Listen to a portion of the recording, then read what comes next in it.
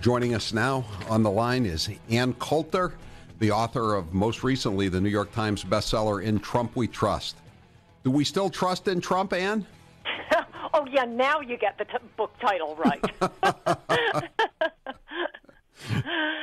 Well, Trumpism I trust in. I don't know. It's not looking very good for Trump believing in Trumpism.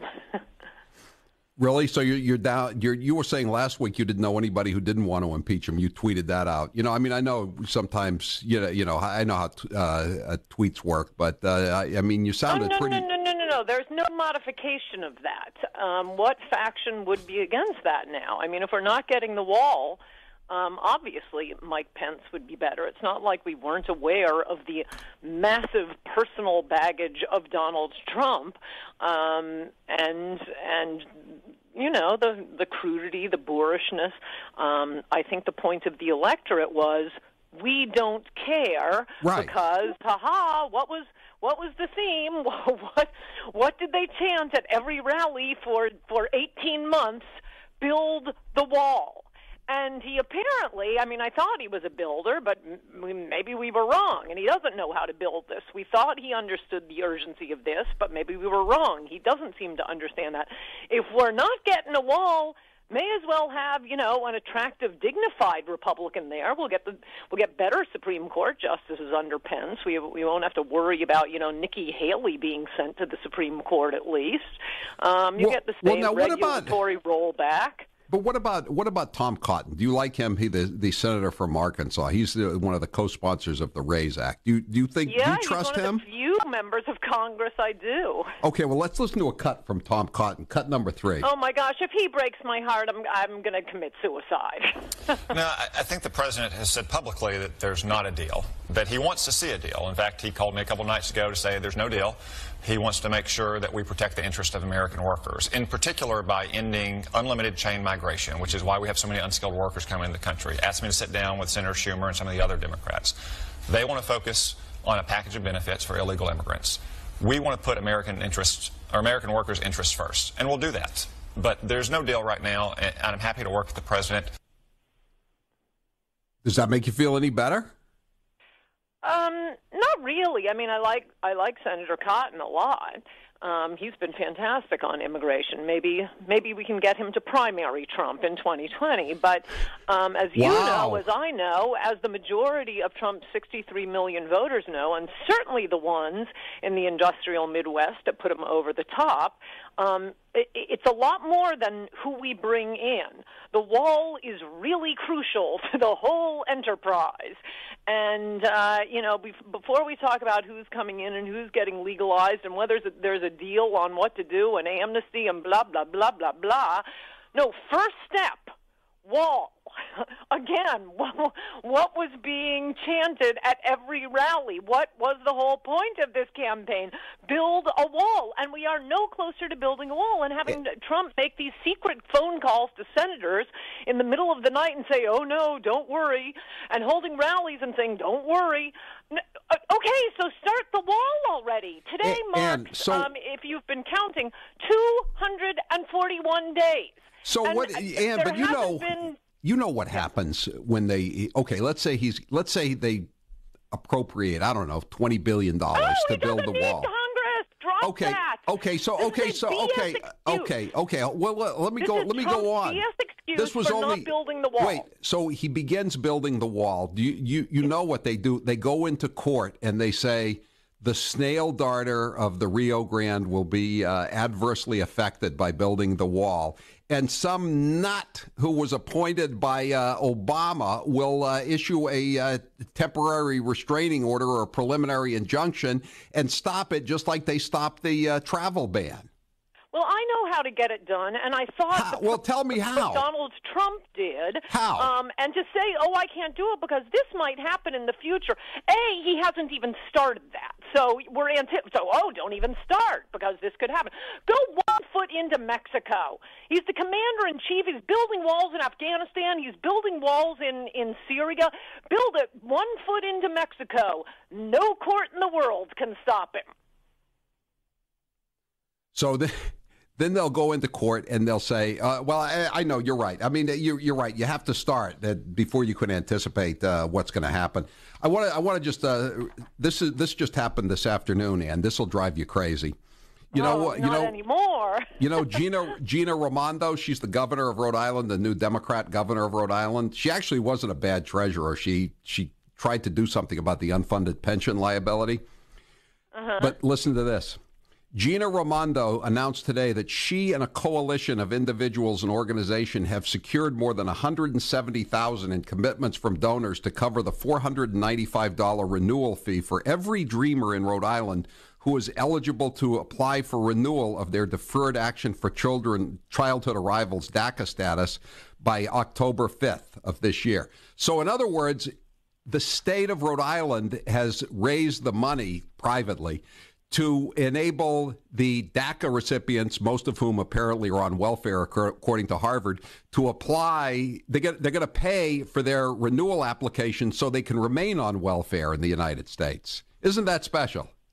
This is why, I mean, Trump could have shot somebody on Fifth Avenue. We are so sick of having politicians, both Democrat and Republican, lie to us. They keep promising, as candidate Trump did, that they're going to care about Americans and do something to make our lives better. And then they get elected and they focus single-mindedly on how to make the lives better of people who broke into our country, drive drunk, rape little girls, commit, gangland murders, all of these angel moms. This is a crisis in this country. And politicians absolutely 100% will not deal with it.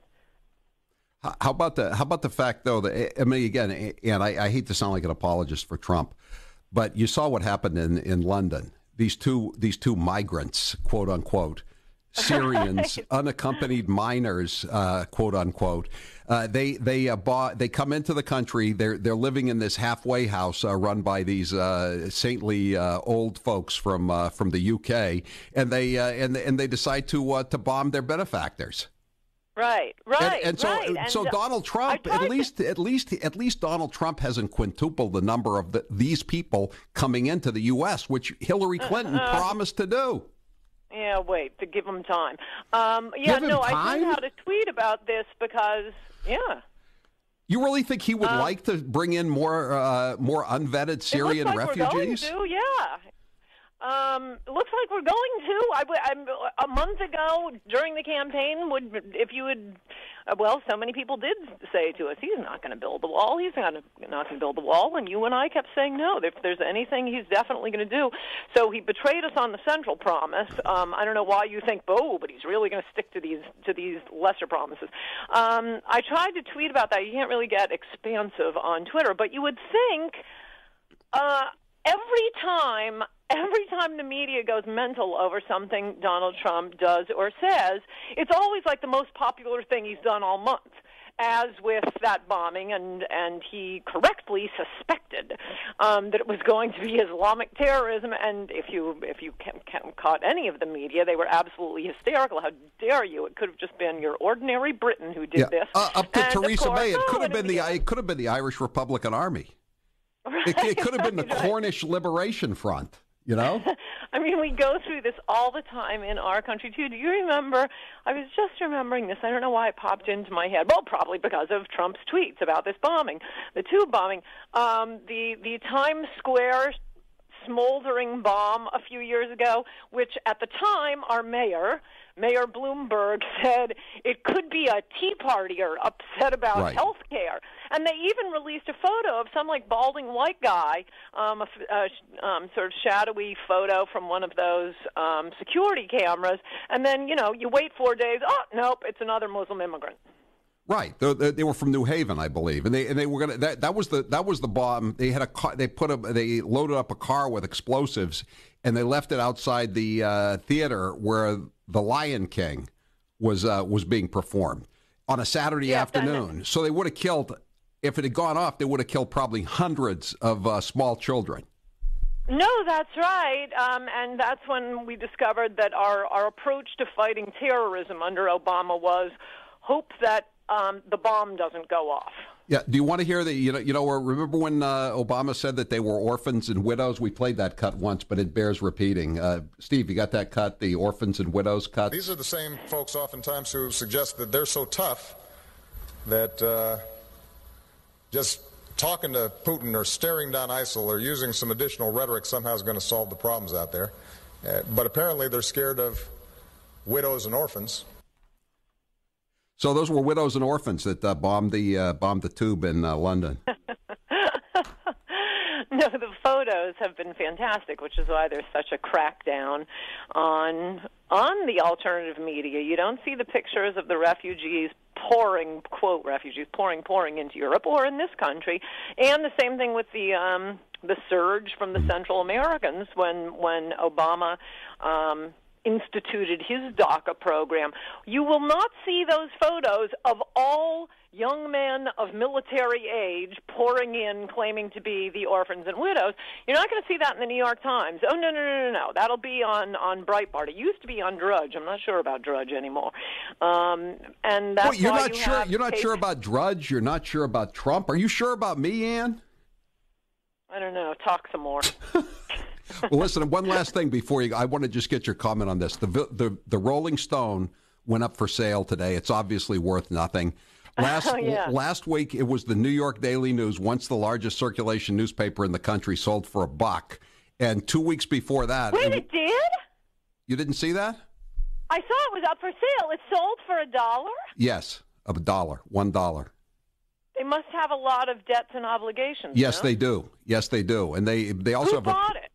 The Tribune company. They call it Tronc now, but it's the Chicago Tribune LA Times company, owned by a... well, the Daily News, for those of you up in Boston who aren't aware, was one of the most viciously anti-Trump. I mean, it was just day after day they would put him in a clown outfit no matter what he did.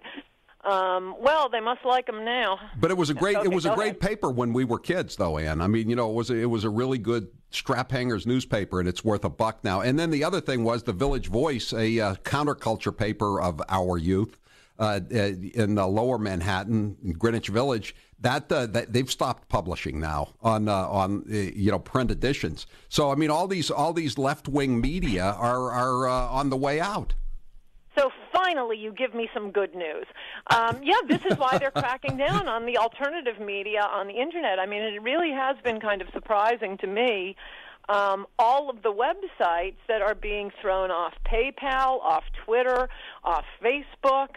That is the next issue after the wall. I mean, I'm just terrified one day we'll all wake up, you'll try to go to Breitbart to get the real news, and, sorry, can't read Breitbart. Well, I guess Steve Schmidt today said on the Morning Joe, that Steve Schmidt's the old Romney hand, the brain trust behind Romney.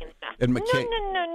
No. Do not try to besmirch Romney any more than he's besmirched himself. He's McCain. But he's also wasn't he with Romney? No, I think. No, but anyway, he said he he told MSNBC he wants to put Breitbart out of business. He said that. And there's your typical MSNBC conservative. Ann Coulter, author of In Trump We Trust, although she doesn't trust him anymore, but that's the title of the book, right, Ann? Oh, yeah, now you get the title. For a year, you haven't been able to remember what it was. It's so true. It's so true. Thank you, Ann Coulter. Talk to you next week. Bye-bye. I'm Howie.